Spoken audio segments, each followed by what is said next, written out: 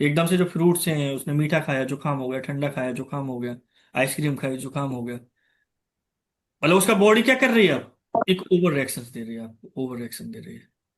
अब इस पेशेंट्स को तुम क्या केवल एक एलर्जी के बेस पे ठीक कर दोगे, कि जो उसका मेंटल इमोशनल जो डिसरप्शन हुआ है या जो डिस्टरबेंस हुआ है उसको ठीक करोगे तो डिसीज क्या होगी, अपने आप ठीक हो जाएगी।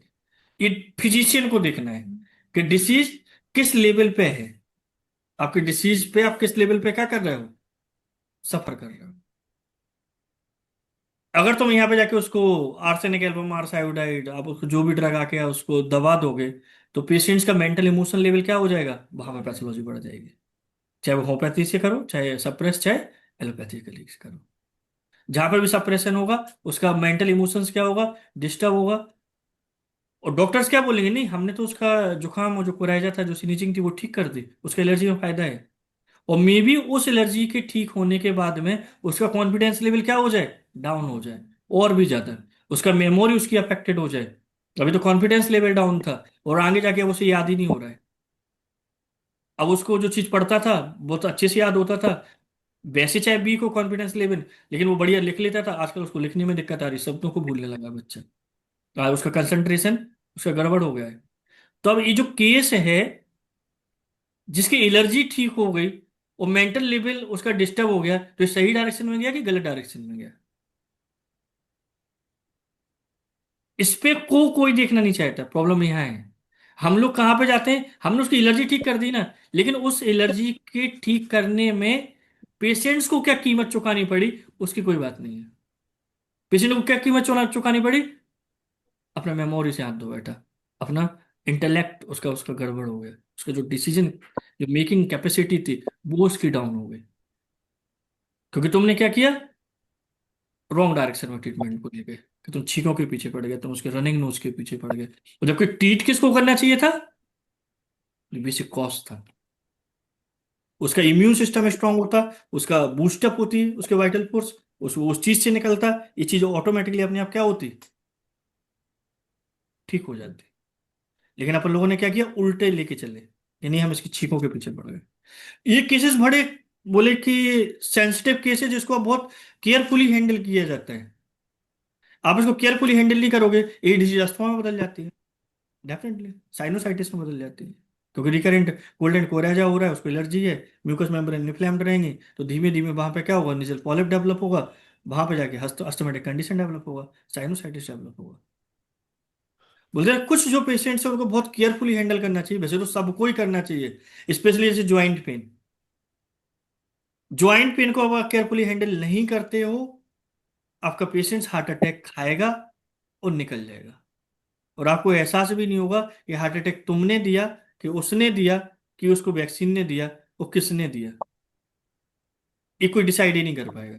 बोले हमारा ज्वाइंट पेन ठीक है, घुटने का दर्द ठीक है, हमने 5,000 का एक डॉक्टर ने इंजेक्शन लगा दिया था, या वो डिफरेंट पैथी में गए, चाहे वो होम्योपैथी हो, चाहे आयुर्वेदिक हो, चाहे नेचुरोपैथी हो, उनने हमारा घुटने का दर्द तो ठीक कर दिया, और आपको 6 महीने 8 साल और पता चलता है उसको हार्ट अटैक है, वो निकल गया।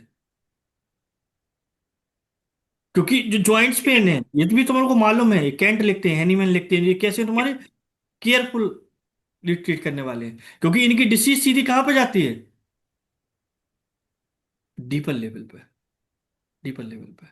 बॉडी ने वाइटल फोर्स उसको ज्वाइंट्स पे डाला, पेशेंट्स को बचाने की कोशिश किया, और तुमने ज्वाइंट से सीधी कहां पे भेज दी, चेस्ट पे। तुम कह रहे हो पेशेंट हमारा ठीक है, तो बड़ा टफ है, बड़ा टफ है इनको ठीक करना।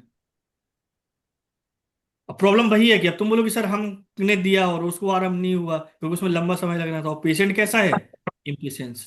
प्रॉब्लम यही आती है क्योंकि पेशेंट्स होम्योपैथी नहीं जानता है, होम्योपैथिक डॉक्टर्स को नहीं जानता है, तो वो क्या कहता है, वो छटपट करता है, भैया आप फायदा नहीं है सर, फायदा नहीं है, फायदा नहीं। अब आप उसे कितना भी समझाओगे तो समझने के लिए थोड़े आए, उसको क्या चाहिए, हम छीके के लिए आए, कल हमारे छीके के काम हो जाए। और आप कह रहे हो कि नहीं हम तो उसके इमोशन लेवल को ठीक करेंगे, तो पेशेंट उस चीज के लिए क्या नहीं है, रेडी। लेकिन फिर भी ये चीज है कि जब तक जब आपकी करेक्ट रेमेडी पड़ेगी, पेशेंट्स को इंजनल एम्बुलेंस होगा और पेशेंट आपके पास रुकेगा, इसमें कोई डाउट नहीं।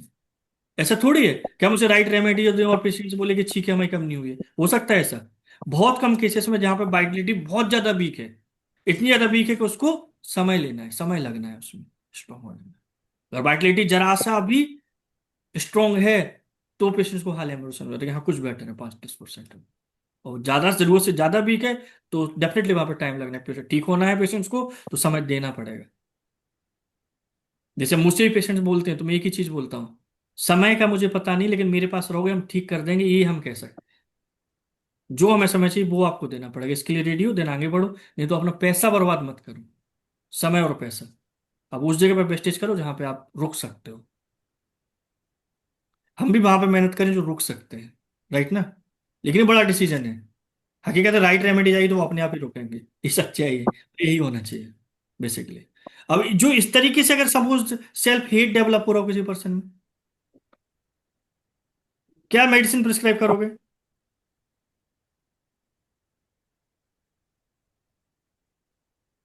कौन सी medicine? Self hate, self hate, अपने आप disgust with one body self. से।